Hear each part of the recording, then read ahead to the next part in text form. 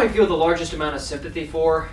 The Sonic video game license. Like seriously, Sega's biggest icon has been on a constant roller coaster of inconsistency when it comes to its video games. For every bona fide classic like the original Sonic games and even some of the newer ones to some extent, you would get stuck with muddled mediocrity like Sonic Unleashed, and let's not forget the notoriously reviled Sonic 06. A game that I have actually reviewed in passing for my channel for my 100 subscribers special. Plus, it was back in my first couple of years of media criticism, and it was before I unleashed my powers and became the person that I am now. But if you want to see the one and only game review that I have on my channel, link is in the description. Now, I gotta admit, I am also quite the fan of the Blue Blur himself. Not to the extent of having an unbelievable fondness for other games like Halo and the Pokemon franchise, but it's still a series I can get a kick out of when I have nothing to do on my spare time. But Sega, after years of consideration with Paramount Pictures, have finally decided to produce Sonic's very first live-action video game film, which left fans like myself a little bit skeptical and a bit cautious and dreading it all at the same time. Mostly because Sonic as a franchise is so sporadically uneven in terms of its quality in the market, and video game based movies, aside from the ones that I have deemed positive, that being Pokemon, Detective Pikachu, and Warcraft, have all been terrible, lazy cash grabs. And God forbid a PG-rated family video game movie add insult to injury to the Sonic franchise, but by the time the posters, the pictures, and the premiere trailer for the new design of whatever in fresh heck that is supposed to be, the fans, the YouTube critics and reviewers, and bloggers have all cried out in unison, "This is a nightmare!" Still a classic. So much so that Jeff Fowler, the director of the film, thanked for the criticism and promised for a redesign of the character into the form that would hopefully leave fans satisfied and will look vastly similar to how the iconic video game character should be. Now, changing the model of a character is one thing. Having the final product be a good film on its own is another. So, after the pushback and the controversy over the past couple of months, is the Sonic the Hedgehog movie any good? It's not all that bad. In fact, it's actually quite pretty decent. It's by no means the reincarnation of Christ, but as a solid family movie about a blue hedgehog going up against an over-the-top and dubious mad scientist,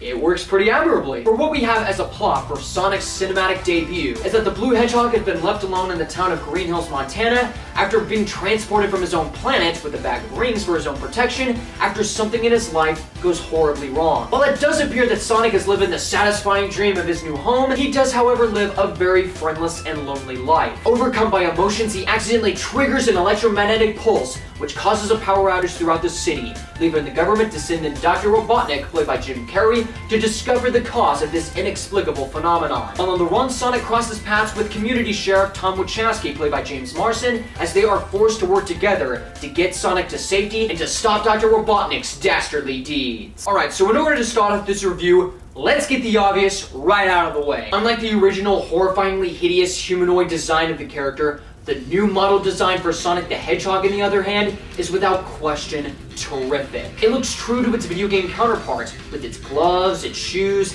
its body features matching the original video game form, and even the way he runs or moves whenever an action scene is taking place. It honestly feels like so much care and dedication was put into this design choice that it makes me want to give kudos to the visual effects artist and the director himself for making these changes, instead of putting the fans and audience's desires and wishes aside and sticking to the original form that they had to begin with. Because if that was the case, man, would we be having a different review and conversation right now. And Ben Schwartz, who voices the brash, energetic speedster himself, I would have to also give him credit for bringing in his own version of the character through his vocal performance. Now, in the game, Sonic is an awesome and cocky wisecracker, but still has the heart, the friendliness, and the charm that make it lovable for his friends as they go on throughout their journeys together. But Ben Schwartz does a decent job as Sonic, as he gives the character such range of the hyperactive wonderment and the emotions and the cockiness of a young teenager that it makes it feel nearly in line of how a young Sonic would behave. Now, at times, it would aggravate the heck out of you to the point of pure and utter annoyance, but it's one of those things that eventually grows on you as the film progresses, preventing you from,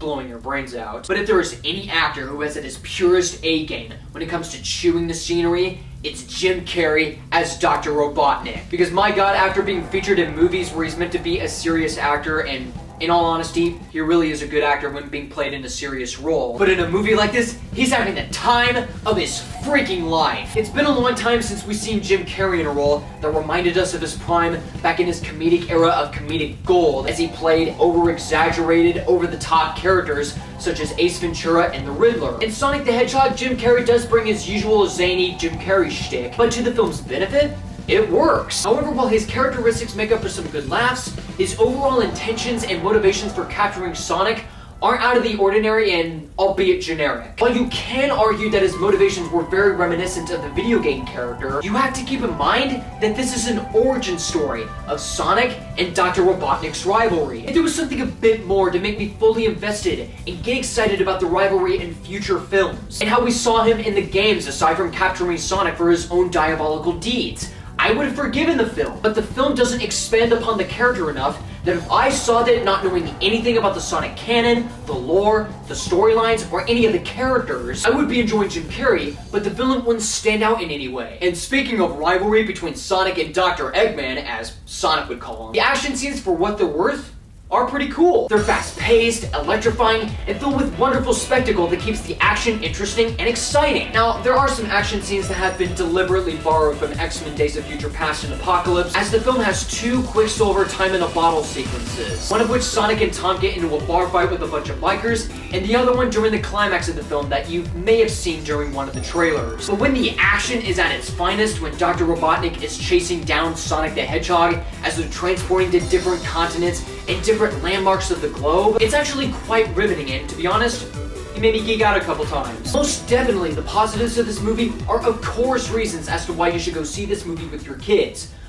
But it doesn't stop this movie from having serious drawbacks of its own. And let's talk about them. The story, in theory, is very basic for what it tries to bring to the big screen. In practice, the film doesn't have any sort of surprise or shifts in the story that make it different from a film that involves an extraterrestrial character coming from a different planet, being hunted down by a mad scientist or the government, as he has to work together with another human in order to escape the clutches and find his way home. It's simple, sure, but it has nothing extraordinary that elevates it from being just another run-of-the-mill cliche road trip movie. Not to mention that the movie has an overabundance of predictable cliches, especially ones that are pertaining to the major subplots of the film. For example, Tom Wachowski, for his duties as a sheriff, gets hired by the San Francisco Police Department, is contemplating whether or not he wants to go to San Francisco and stay at Green Hills or not, and you immediately know where that is going. Sonic says he's in danger, is thinking about leaving his home for his own safety someplace else, even though his friendship with the sheriff is conflicting with his own decisions. Fill in the blanks. And even road trip movie tropes of our characters going to a bar out in the middle of nowhere next to a gas station and having a full scene of slapstick and ending it with a bar fight because the plot says so. Another issue I have with the movie is that the humor doesn't always stick the landing properly and feels a little bit outdated. There are a few moments where Sonic does something silly just for the sake of making kids laugh, like the point where he has to do the floss dance for some particular reason, and there was a fart joke that is inserted in here that feels a little bit unnecessary and forced, and sometimes Jim Carrey's humor doesn't always work. He hands it up for a bit too long that it wears out its welcome at points, but when his jokes do work, he will leave you smiling and chuckling with glee. Usually in scenes that have to do with him antagonizing one of the military guards, acting all superior compared to everybody else, or in a scene in a bar where he's talking to a tough biker guy that made me laugh hysterically because of the performances on display, the editing, and the timing of the punchline. And finally, the CGI compositing is very inconsistent.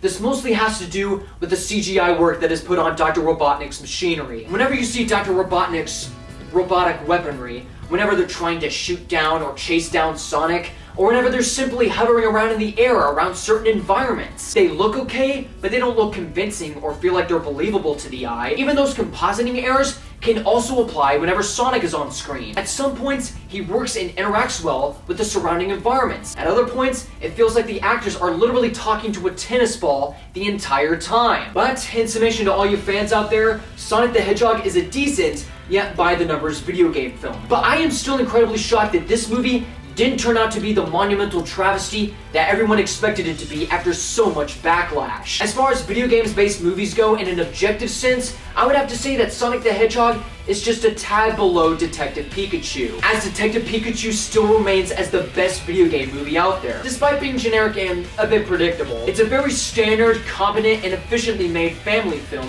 that will entice audiences, and Sonic fans alike. Now Sega, please do me a solid and tease Shadow the Hedgehog for Sonic the Hedgehog 2. Please, that would be awesome. Anyway guys, that was my review of Sonic the Hedgehog. If you like this review, please like and comment below what you thought of the film. You'll also find me on media outlets such as Facebook, Twitter, and if you have a phone, possibly find me on Instagram. And as always, if you'd like to see more reviews like this, be sure to subscribe for more. Ladies and gentlemen, looks like Sonic the Hedgehog got the treatment he truly deserves. My name is Luke Nukem. And you, my friends, have been blown away.